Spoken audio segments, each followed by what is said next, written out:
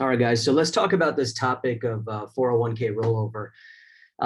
This is a very, very big topic, and I'm going to fly through it because you could probably do over an hour just on this. But if you don't have a securities license, and really this is just for your own personal knowledge and a little preview of what you're going to be talking to clients about. So it doesn't really apply to everyone in terms of you being able to do it, but I think it's important for you to know that this is a humongous part of Primerica, our business, your job as an advisor, but also it's huge in financial services. You know, this term 401k rollover, if you start paying attention, you're going to see it everywhere. You're going to hear it everywhere, right? If you watch TV at all, right? There's advertisements from Fidelity, from Schwab, from Capital One. Everybody's saying, bring us your, roll over your 401k with us. If you go into the bank, I notice that there are signs on the windows. I don't go inside, but I see from the outside, they say, we do 401k rollovers. 401k rollover is a trillion-dollar industry, okay? It's a $1 trillion industry. Fidelity is the #1 holder of 401ks, and they say that there's trillions of dollars in 401ks right now with Americans. 401k balances are at an all-time high, and we have a record number of current and new 401k and IRA millionaires. What that means is people's balances that have over $1 million. So this is the business to be in. What is a 401k? A 401k is when people leave their job, they go to a new job, or they start their own business. And this process of moving your retirement funds out of your old employer to an IRA, or really to any vehicle, this process is called rolling over, if you want to visualize it, okay? So how often does this happen? It happens a billion times a day. Why? Because people are more mobile now, right? Especially after the pandemic. It's always been this way. Actually, it hasn't always been this way. So if you look at your grandparents, if you're from America, right, your grandparents, the standard was to work for a job for 30 some odd years, right? You would work for the same company for decades because they would give you a certain amount of benefits. When companies started scaling down the benefits, employees started saying, well, if the benefits aren't going to be there, then I got to chase the money. I got to chase a better work environment, right? And so they started changing jobs. And as we get more and more into the future, present and moving forward, people are changing jobs more often. I used to say that on average, people change jobs about every 5 to 7 years, which means that every 5 to 7 years, they are going to have an opportunity to take their money out of their employer provided funds and privatize that money under themselves and potentially assign an advisor to that money where they can get a better rate of return and they can get more options. And that's what we are going to be talking about today, right?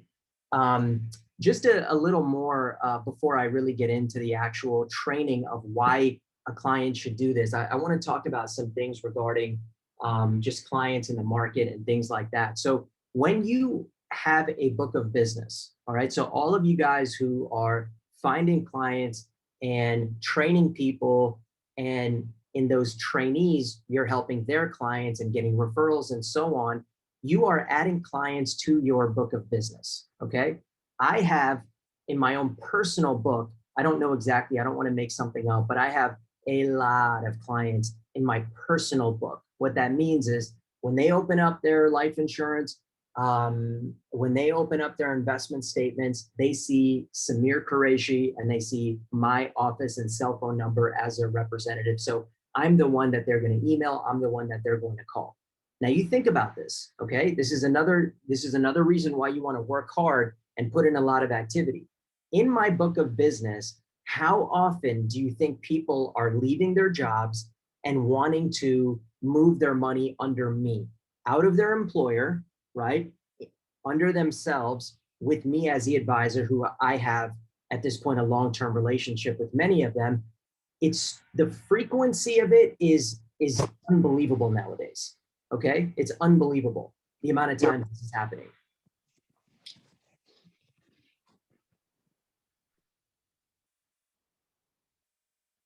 So what happens when this occurs? I got a phone call, in actually a text message with a client, her husband, and myself. And she said, "Hey, Samir, I left my job and I need you to help me roll money out of this previous company that she used to be she's a director of a department in a hospital." And she's like, I moved states, I moved companies, and I need to move that money out. So yesterday's phone calls, that was for about $130,000 in assets. It was going to be $250,000 in assets, but one of the accounts is stuck because she went part-time with them, basically doing contract work for them. And even though she's not actually working, she's not technically separated, so they wouldn't let that piece of the money move over. But 130, I was calculating, I mean, that is not bad. That's a good amount of money for me. Shondell, can we mute everybody else, please, if possible?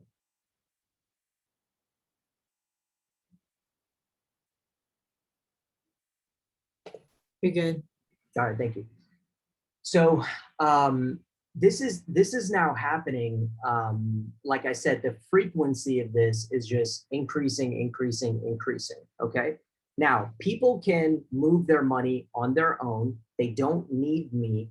They don't need an advisor, right? But the process of rolling over a 401k is very intimidating for people, which is why when you meet with clients, what you'll notice is that a lot of them haven't done this and they left their job 10 years ago, 6 years ago, 4 years ago. Why would you? I always tell my clients this, when you leave a company, you took your stapler, you took your pictures off the wall, right? You probably took some of the company stuff, right? You took everything you could possibly take, but you left the most important thing, which is your money, right? Why do people do it? Because the process for people that have never done it before can be complicated. Sometimes there's phone calls. Sometimes there's forms you have to fill out. Sometimes there's runarounds. Sometimes your money is in transition. Both companies, the new company, old company, can't find it, believe it or not.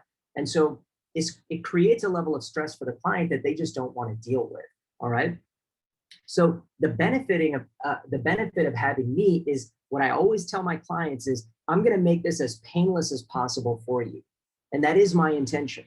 I told Kayla yesterday, I said, Kayla, you just sit on the phone. I'm just going to introduce you to, let's say, Fidelity. Just give them permission to speak to me. I'm going to do everything. And she knew that I knew what I was doing when I was on that phone call. And I can teach that. I won't teach it today, but I can teach you the mechanics of performing a rollover. That's the service that the clients get. That's why they don't care about paying a front end fee with me, because they see the level of service that I'm providing and the level of knowledge that I bring in these transactions. So let's get into this and go over why we always do this. All right, so let's first talk about what you can do with your 401k.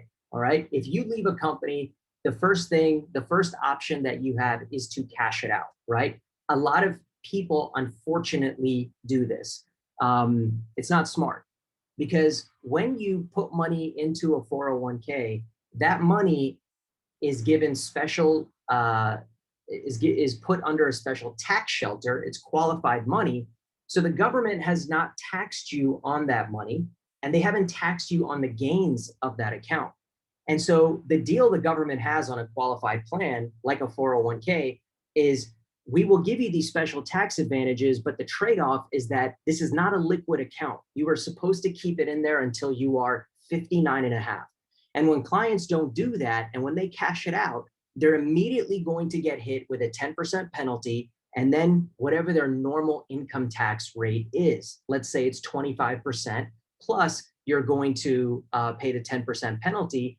Guys, people cash out 10 grand every day. You just lost out on 3,500 bucks. But people, for some reason, don't care. right? They gave away all the gains because they had to pay taxes. They gave away that money in penalty, and they're happy with walking away with the 6,500 that most people blow. I always remind people that it's not the 10 grand that you're losing, it's what the 10 grand could have become. See, if a 30-year-old cashes out their 401k when they leave their job and they spend that 10K, imagine how much it could have compounded to by the time they turn 65. See, stay with me here. If you are 30 and that money would have sat in there until 65, that's 35 years. What we teach people is that at a 12% return, which the market has been doing even better than that, but at a 12% return, your money doubles every 6 years. So how many doubling periods are in that 35-year period? There's 6, right? You have 6 doubling periods. So the 10,000, you spending it today, what are you losing out on? 6 doubling periods. So one doubling period would be 20, then 40, it's compounding, then 80, then 160, then 320, then 640. See, you cashing out 10 grand at 30 years old decrease your potential retirement by 640,000. Whatever you spent that 6,000 net on after penalty and taxes, trust me, doesn't compare to the 640,000 it could have been if you left it in there. Okay. Now, there are some circumstances where people have to, right? It's a medical emergency. It's a survival issue. I'm not talking about that. I'm talking about employers just simply sending out paperwork to clients. They can just check a box. Do you want it in cash or do you want to roll it over? They don't know what a rollover is. And so they cash it out. And these are the consequences that you're going to face if you do that. So that's never recommended to do that.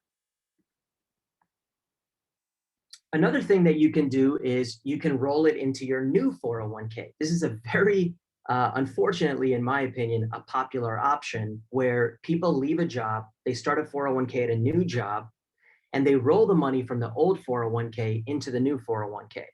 Now, at a very minimum, it's easier for them to track. It's consolidated into one account, right? But the reason why people do it is for the wrong reason. There's 2 reasons why people do it.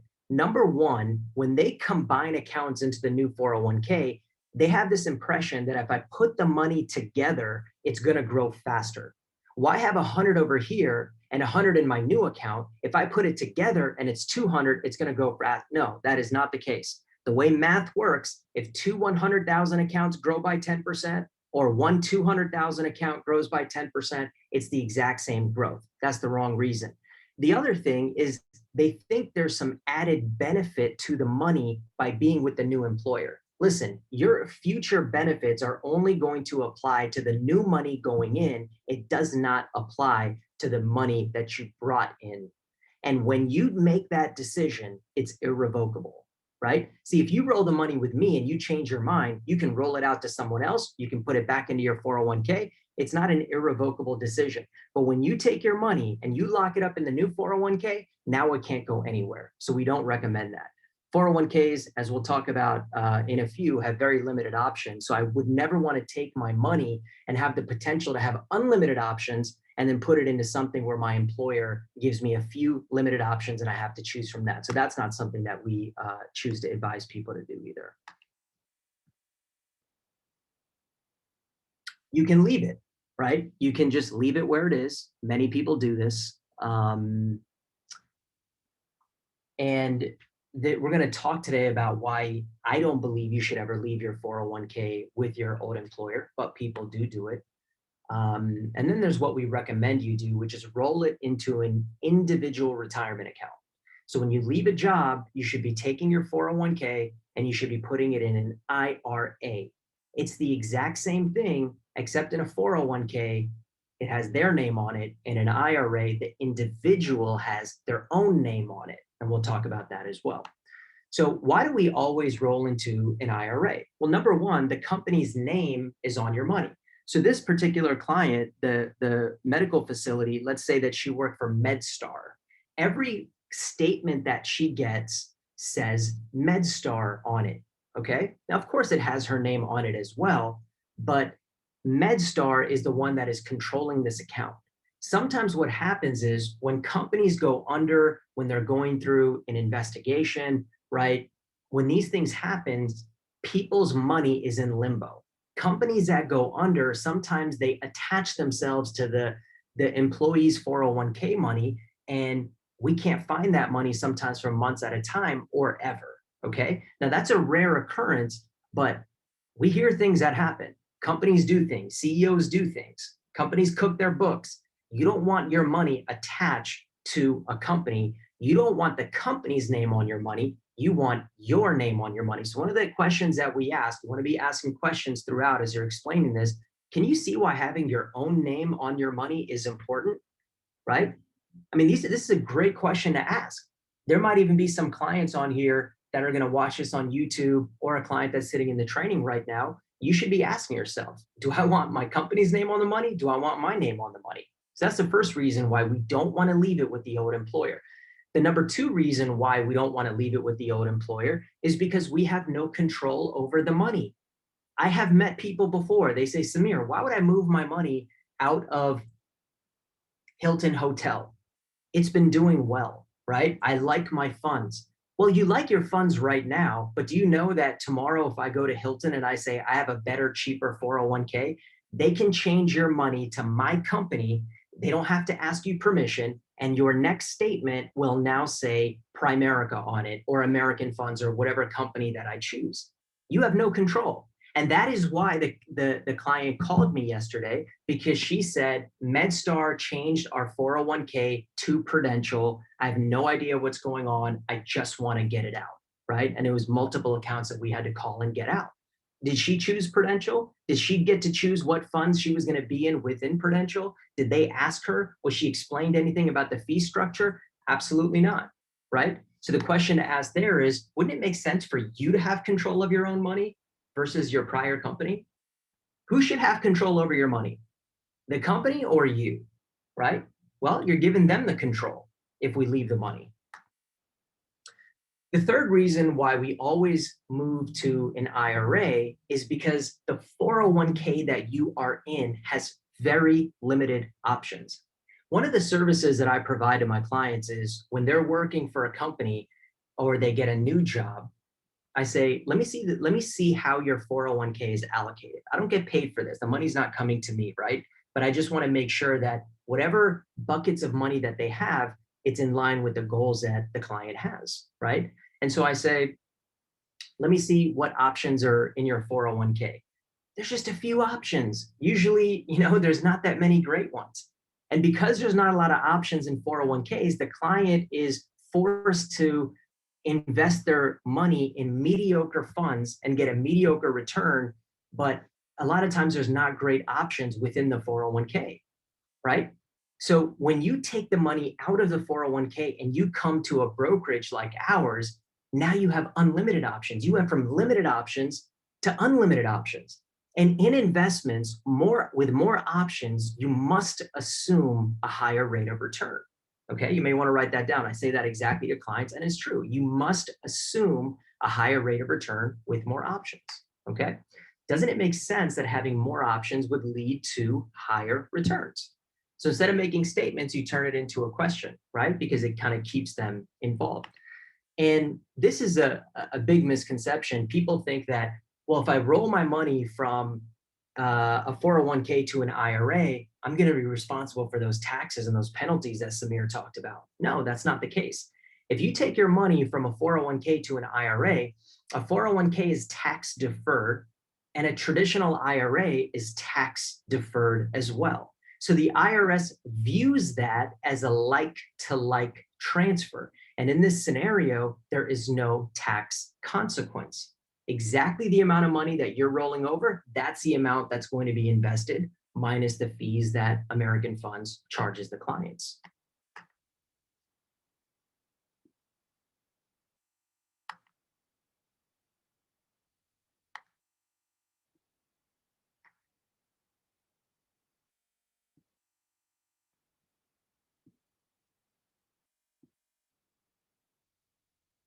So what happens sometimes, guys, is we go through the presentation and then at the end, we don't really know where to go from there, right?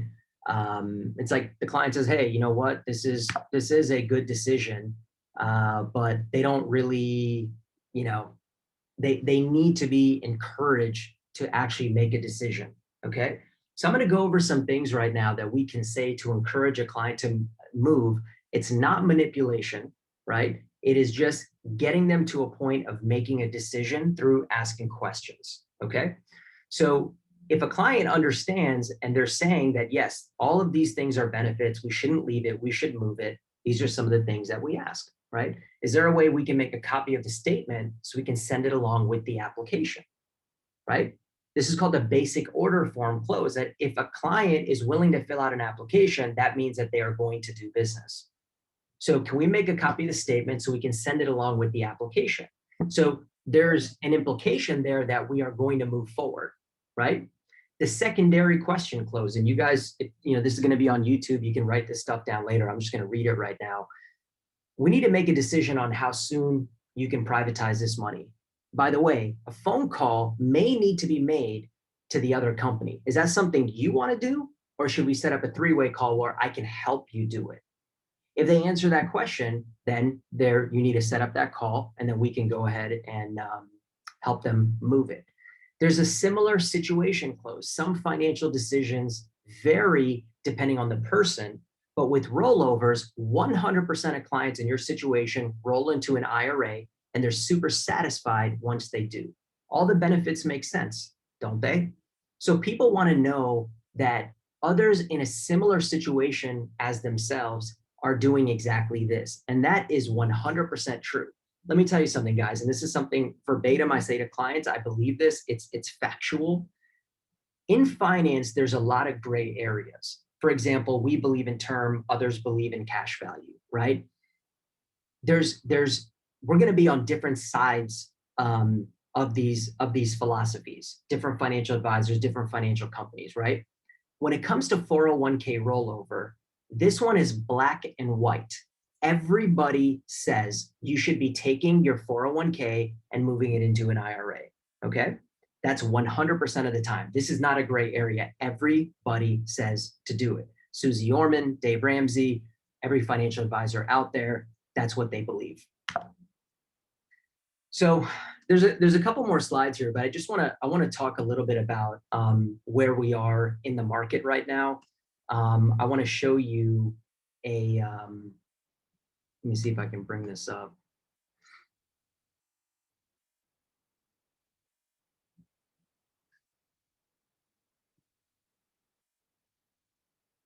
I want to show you an investment example that I made for somebody.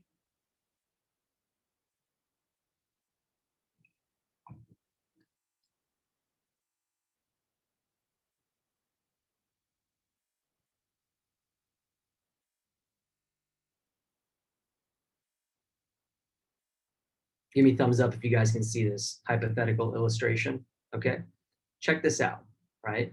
I made this for a client recently. You can see that in the last 10 years, okay, in the last 10 years, starting in 2011, sometimes we show these hypotheticals that they're so long, right? And the numbers are amazing, but the time frame doesn't have to be that long to show amazing results. So this is a particular client, 400,000 invested in 2011. And you can see that just 10 years, as of last month, they would have, from their 400,000 went to 1.6 million. Okay. That is, you have quadrupled your money in 10 years. This is the power of great investments. This is the power of the market, the economy, right? This is what's going on. This should be encouraging you to invest. It should be encouraging your clients to invest, right? When it comes to the market, and when I talk about the market with my clients, I tend to be an optimist, right? When there's a term in finance, if you believe that the market is going to go up, they call you a bear, a bull, right? When you feel that the market is going to go down, they call you a bear. And that's why Wall Street is a bull versus a bear. That's usually like the logo. And there's a bunch of statues on Wall Street in New York that show that, right? So that's what that means. So the thing is that the market goes up most of the time. So if you're a bull, if you're an optimist, just from taking that attitude towards a market, you are going to be right more because statistically speaking, the market has gone up more than it has gone down. Okay. But there's a lot of interesting things going on right now. Okay. See, when you think about a company, they talk about company balance sheets. So if you run a company, if you work for a company, sorry guys, I know we're going long. I just have 2 minutes left. When you work for a company, when you run a company, they talk about the balance sheet. That's the assets, that's the liabilities, that's what you have in debt, that's what you have in cash, right? Well, what they're saying right now is companies have the most cash they've ever had on their balance sheets. Companies' profit margins are the highest they've ever been. Why? Because everyone stopped paying for their office. They said, we don't need a freaking office. Everyone can work from home. And none of the employees are traveling. And that has jacked up the profit margin for companies. And not just that, the American consumer has more savings than ever. I know that in our presentation, we say that people have no money and people this, people that. Right now, it's a little different. Credit card debt is at an all-time low right now. And the American consumer year over year has an extra $2 trillion in their savings accounts. Think about that. That's money market and checking. People have the money to spend right now. This is a great opportunity for us to start monthly investment accounts, lump sum investment accounts for people so they can participate in the market. See, the market is booming. The question is, are people participating? We have to get them to participate. If debt is at an all-time low and savings is at an all-time high, now that's not going to last. That's because people were in their homes, right? One thing the American consumer knows how to do is spend their money. And that's what drives our economy. That's why investments are going to keep going up, because we're a consumer-driven economy, and the consumer has never had more personal wealth because they've been locked in their house. But now there's pent-up demand. People want things. They want to buy things. They want to go places. They want to travel. And all of that is going to be reflected in people's investment accounts. You need to be talking like this to your clients. You need to be showing these examples. You need to be showing these returns. The market is literally returning 16, 17% in the last 10 years. The market year to date is at 20%. The market last year did 30%. The year before that, 19%. These are unbelievable returns. And the future is so bright for the global economy, America. I mean, think about how many things are happening. Listen to this. They're saying that there's wage inflation. What that means is that companies are being forced to pay people more money. Why is that? Because people were on unemployment, or they got to work from home and they started to realize, I don't want to work for this company anymore. I don't want to work for this boss anymore. I don't want to work in this environment anymore. I don't want to work these hours anymore. And it's forcing employers to pay people more to keep them, because people don't want to work for little money anymore. The highest rate of wage growth is among low-skilled workers, guys. That's amazing. That means that the people who needed the money are making more money than ever. You can go to a restaurant and get paid $20 freaking an hour. They were getting paid $8 an hour, but that's the only way the restaurant can stay open, because nobody wants to work that job anymore. Anyone you sit with now can start an investment account, and they should start an investment account. And there's so many themes that are driving the market. Okay. And I'm going to close on this. There's so many things that are changing our world right now. And you are going to see these new concepts, these new themes, these new economies within an economy. They're going to drive our investment accounts further, right? They talk about electric vehicles. They talk about space travel, right? Gene editing, which is just crazy. 5G is coming. AI is coming. New batteries that can last forever are coming.